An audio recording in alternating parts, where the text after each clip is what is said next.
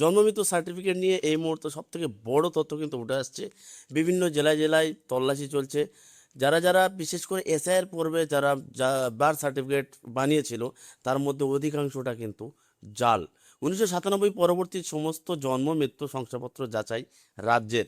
দুর্নীতি রুখতে সর্বত্র তল্লাশি পুলিশের। পঞ্চায়েত, পৌরসভা, কর্পোরেশনে কাদের বার্থ এবং ডেথ সার্টিফিকেট ইস্যু করার অথরিটি আছে?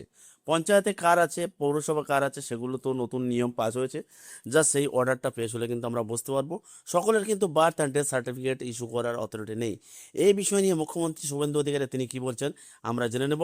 এবং রাজ্যের মুখ্য সচিব মনোজ আগরওয়াল এই জালিয়াতির বিষয় নিয়ে তিনি কি বলছেন আমরা জেনে নেব। এবং সবথেকে কোন জেলায় কত সার্টিফিকেট জাল বেরিয়েছে। সীমান্তবর্তী 3 জেলায় সব থেকে বেশি বার্থ সার্টিফিকেট জাল ইস্যু হয়েছে। এসআইয়ের পর্বে যারা বানিয়েছিল ম্যাক্সিমামটা জাল।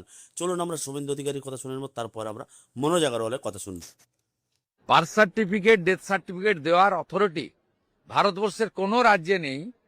পঞ্চায়েত প্রধান আর মিউনিসিপ্যালিটি চেয়ারম্যান। আমরা গতকাল ক্যাবিনেটে এটাও বদলে দিয়েছি। অর্ডার বেরিয়ে যাবে, আমি পোস্ট করে দেবো।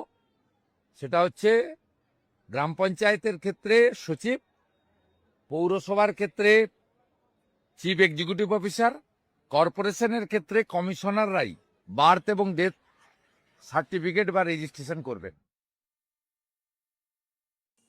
তো জানতে পারলেন যে কারা কারা পঞ্চায়েতে, কারা পৌরসভায়, কারা কর্পোরেশনে বার্থ এবং ডেথ সার্টিফিকেট ইস্যু করার যোগ্যতা কাদের থাকবে। কারণ সকলের অথরিটি থাকবে না বার্থ সার্টিফিকেট বা ডেথ সার্টিফিকেট ইস্যু করার। তো এর মতো অবস্থা আমরা বুঝতে পারছি যে বার্থ সার্টিফিকেট এবং ডেথ সার্টিফিকেট খুব খুব কিন্তু এখন কমপ্লিকেটেড। জাল সার্টিফিকেট, জন্ম এবং মৃত্যুর জাল সার্টিফিকেট করা হচ্ছে।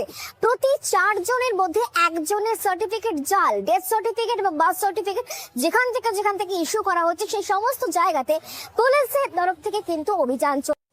বন্ধুরা, আগেই যেটা বলেছি প্রত্যেক জেলায় জেলায় কিন্তু অভিযান চলছে। বীরভূম, কাটোয়া, পশ্চিম মেদিনীপুর, ক্যানিং, বেহালা, আসানসোল, দক্ষিণ দিনাজপুর, উত্তরপাড়া, বর্ধমান, বিধাননগর।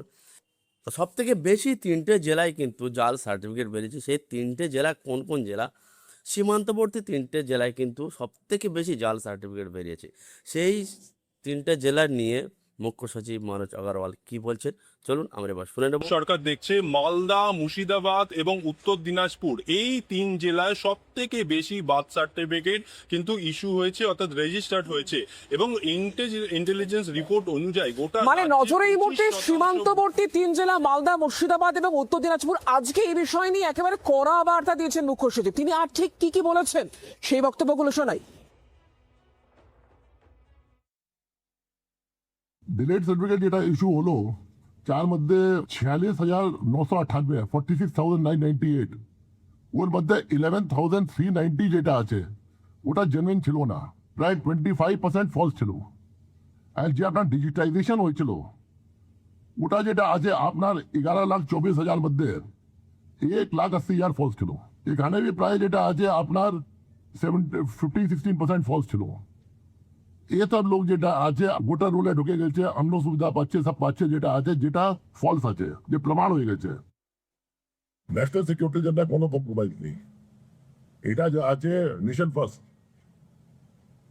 ফার্স্ট আছে, নাহলে क्योंकि যে আছে যদি পশ্চিমবঙ্গে খারাপ হবে গোটা কান্ট্রি খারাপ হবে। বন্ধুরা, আপনারা দেখলেন মনোজ আগরওয়াল তিনি বলেছেন কোন জায়গায় কত সার্টিফিকেটের মধ্যে কতটা জাল বেরিয়েছে। তো জন্ম মৃত্যু সার্টিফিকেট যে জাল বেরিয়েছে বা মার্কেটে বেরিয়েছে সেই নিয়ে আজকের এই তথ্যটা আপনাদের দেওয়া ছিল। ভিডিওটা ভালো লাগে একটা লাইক করে দেবেন এবং চ্যানেলে নতুন হয়ে থাকলে প্লিজ চ্যানেলটা সাবস্ক্রাইব করে রাখবেন। ফেসবুক পেজ থেকে ভিডিওটা দেখলে পেজটা ফলো করতে ভুলবেন না। দেখা হচ্ছে পরের ভিডিওতে। ভালো থাকবেন, সুস্থ থাকবেন। ধন্যবাদ। জয় হিন্দ।